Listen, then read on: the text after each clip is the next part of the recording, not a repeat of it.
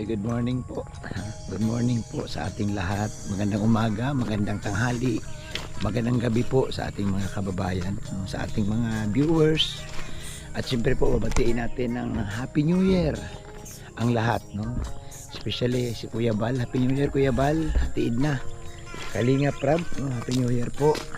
Happy New Year din po sa ating mga subscribers, followers, sa ating mga mahal sa buhay, no? Happy New Year sa ating mga kamag-anak. Happy New Year din po kay Ate Mina, kay Reggie, no? Happy New Year. Happy New Year po kay Mama, kay Tita Miles.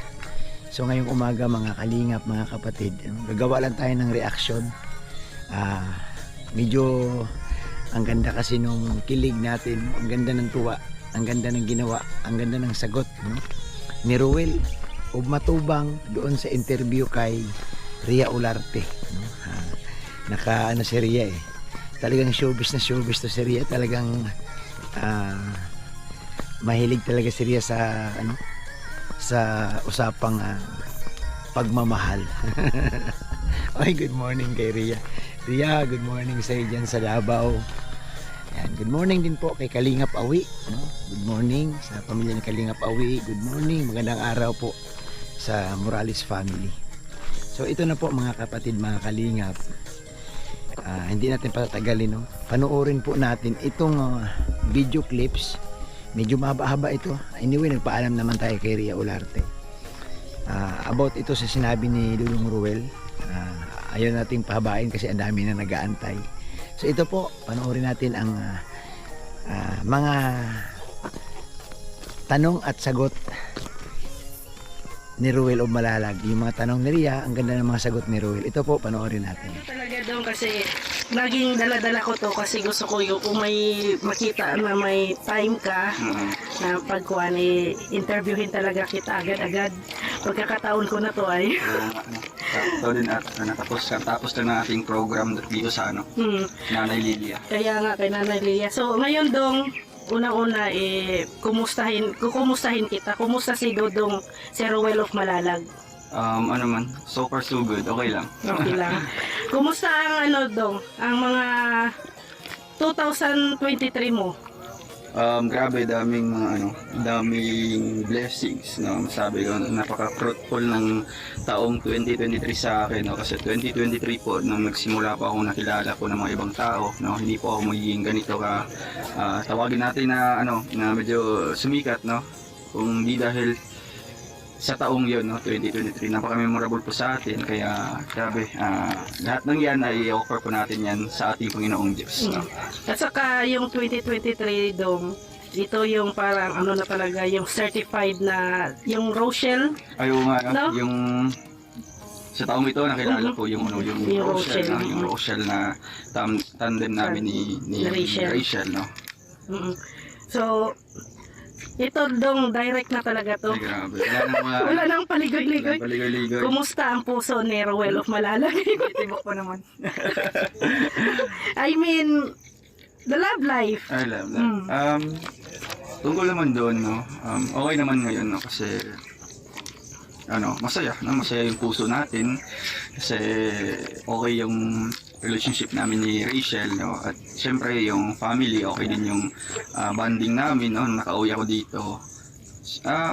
So far, no? Okay lang naman. Talagang sabi ko na sana forever na ganito.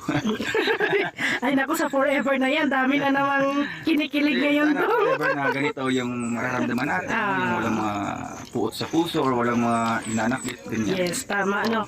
At dong nung nakaraang araw o linggo, no, nagulat kaming lahat, no, yung nung may tampuhan pala kayong naganap, yung bago ka umuwi or bago kayo nagpunta ng Baguio. Bago nagpunta ng Baguio. Diba? Oo. Hindi namin alam na kami na mga supporters nyo or viewers na hindi namin naramdaman na may mga tampuhan palang nangyayari. Wala kaming idea. Doon lang kami nagka-idea nung, di ba, nung pa-flower, yung pa-surprise, no, na may nagsabi sa may tampuhan nga, paano ba at saan nagsimula na may tampuhan na nangyayari? Para sa amin, no, napakaliit lang naman ang bagay, no? Siyempre, normal lang naman yun sa kung napaka-comfortable na ninyo sa isa't isa, tapos mayroong sabihin natin konting problema lang. Tapos medyo hindi napag-usapan kaagad, no? Or na-misunderstand, ganyan, no? Na-misconcept. Ayun, nauwi siya sa ganon na tampuhan, no? Isang gabi kami hindi nag-chat nun or nagkausap sa messenger.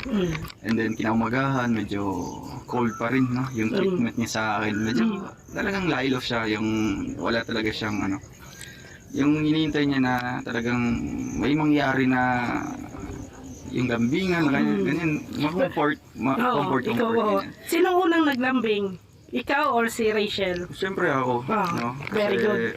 Kasi alam naman po natin na yung mga babae talaga is, Pabebe? sabihin natin, ganyan. Kasi ako babae naman ako. Ganyan talaga.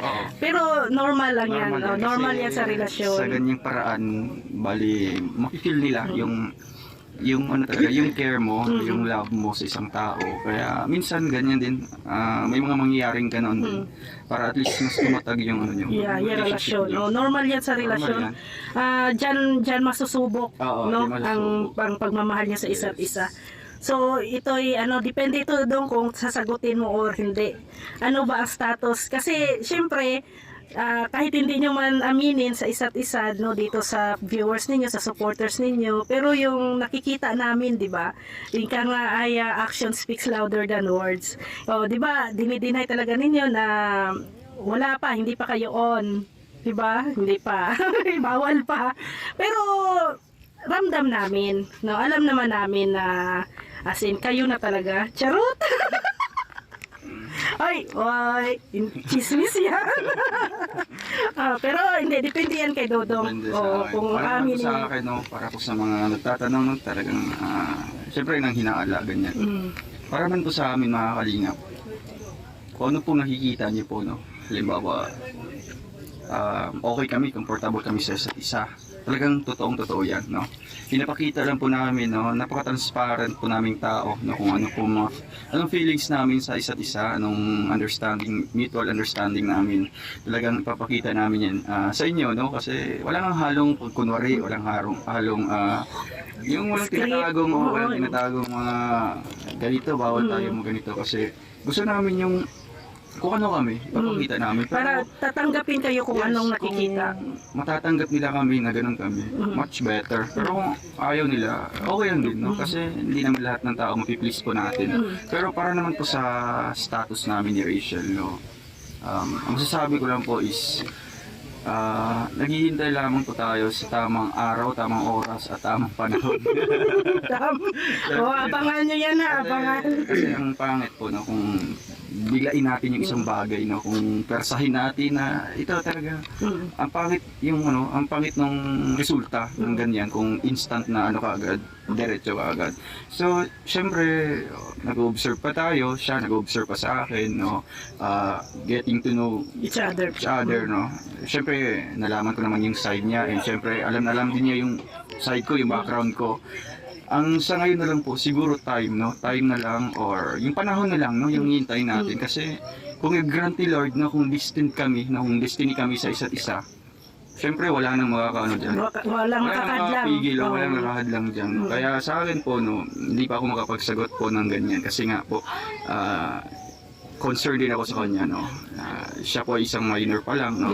Tapos tayo naman po ay medyo na po, may ganyan, nasa legal age na po. Kaya ayaw kong na force yung ma-force ako, kaya yung dahil dahil pinangunahan ng mga viewers, kaya sasagot na lang na ganito. Kaya gusto ko na yung malaman nila in the right time talaga, no, para naman po na maging formal, no? Formal yung maging official. Yes. So ano naman yung masasabi mo? Siyempre, hindi lahat ng viewers gustuhin kayo, di ba?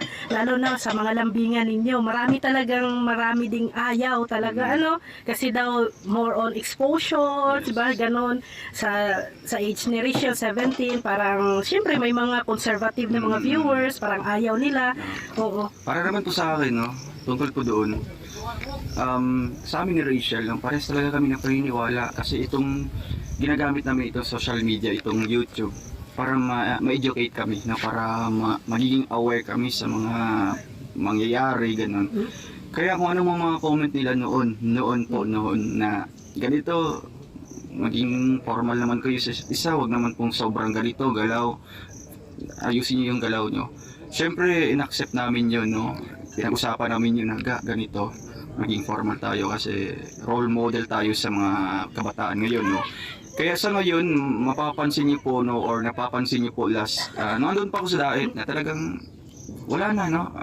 Actually, May sweetness pero hindi yes, masyadong nilugar po namin, no, sa tamang oras or tamang lugar lang kung kailan kami na papakita namin yung namin. Pero kahit wala man po, kahit di man po ninyo nakikita yun, mga kalingap, talagang off-cam, on-cam, walang nagbabago. Walang nagbago kung ano mga kinoment nila doon na maging formal naman kayo kasi kayo yung role model sa mga kabataan.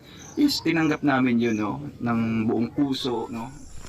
So yun po, no, tumpak, no? Ang haba ng ating ang haba ng interview ni Ria Olarte, pero gusto kong bigyan pansin itong sagot ni Dudong Ruel na napakaganda, no? Mag-antay na lang tayo ng kunting panahon, no? Anyway, sa tingin ko sila naman na talaga ni Ruel Umalalag at saka ni Rachel. Pero siyempre, sabi nga ni Ruel dyan sa kanyang pagpa-interview kay Ria, minor pa si Rachel, so ang pangit naman na persahin mo, biglain mo yung tao. Pero malinaw po doon, no? Binigyan na tayo ni Ruel Umalalag ng clue, no, na nag-aantay na lang siya ng tamang panahon. Ibig sabihin, doon idideklara, kasi ngayon hindi pwede dahil pag idineklara mo yan underage si Rachel, pangit po tingnan. Pero alam niya natin, no, naramdaman na po natin sa sarili natin, sa bawat isa, no, sa mga nanonood na talagang nagmamahalan na yung dalawa, no. Lalo na doon sa mga kwento ni Ray ni Dodong, yung nagkatampuhan sila, talagang dinala nila ng maayos, inayos nila yung pag-handle, no, ng kanilang relasyon. Napakaganda po ng mensahe doon ni Ruel Umalalag. Wala akong masabi, no, na ano ako, na may mental block ako. Oy, salamat po sa inyong lahat, mga viewers, mga sumusuporta sa ating YouTube channel. Thank you sa inyong pagsubaybay. Ayan, nabigyan na naman tayo ni Ruel ng isang malinaw, magandang sagot. At ito na naman sa lahat, sa mga comment section na nababasa ko, nadagdagan na naman yung pagmamahal nila kay Ruel Umalalag, no? Dahil nga sa mga totoong sagot, hindi scripted na pagmamahal niya kay Rachel. Napakaganda, no? Isa sa mga gusto ko rin doon, yung sabi ni Ruel na sana laging ganito, na wala ng problema, no? Masaya si Ruel sa feeling ng kanyang mga magulang, masaya din si Ruel sa feeling ng magulang ni Rachel. Sobra, no? Sobra nakakatuwa yung ganito, no? Kaya sabi ko nga doon kay Ria, mapapasana all ka na lang, no? Ito ang maganda, mga kalingap, kasi hinahanap natin yung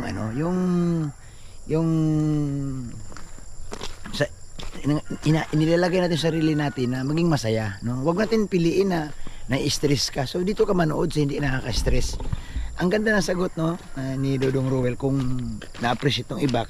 Kaso nga lamang, siyempre yung iba ang sasabihin niyan, puro na lang tayo Rochelle, puro tayo Rochelle. Paumanhin na po, no? At may karapatan naman tayo mamili, no? Kung saan tayo, may karapatan natin mamili kung ano yung panunuorin natin.